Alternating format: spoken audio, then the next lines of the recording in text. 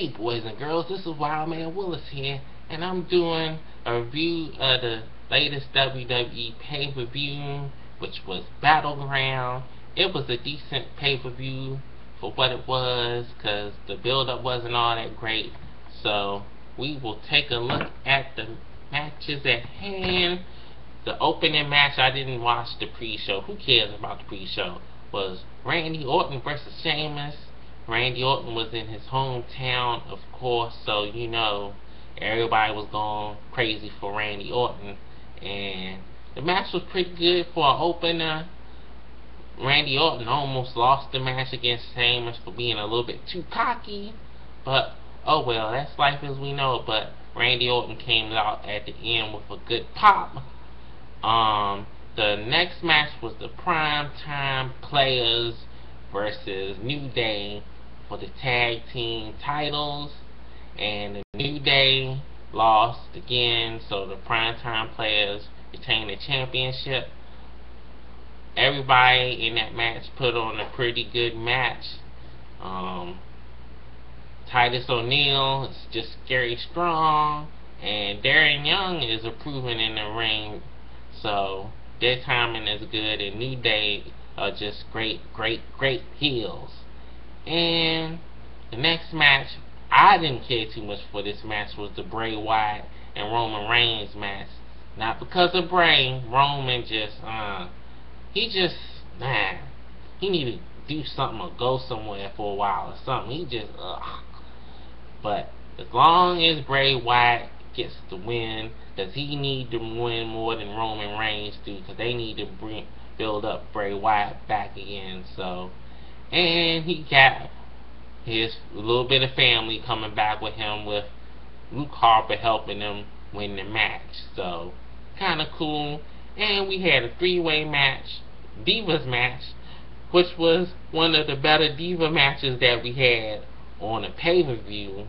Not counting anything that shows up on NXT, because when they on NXT they always bring it. But it was Sasha Banks, Charlotte, and Brie Bella in the ring, and Charlotte won with the figure 8. So that was a good match, and glad to see that they gonna get the Divas where they need to be. So the next match was for the US title, John Cena versus Kevin Owens.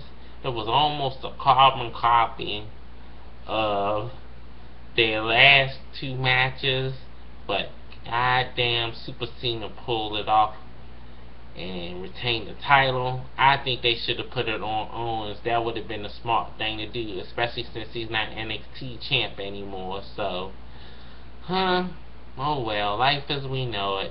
And I know people will complain about the main event because of the ending, but it's Undertaker, so it doesn't matter. So we had Brock Lesnar, the man of Suplex City, versus Weasley Seth Rollins, the WWE champion.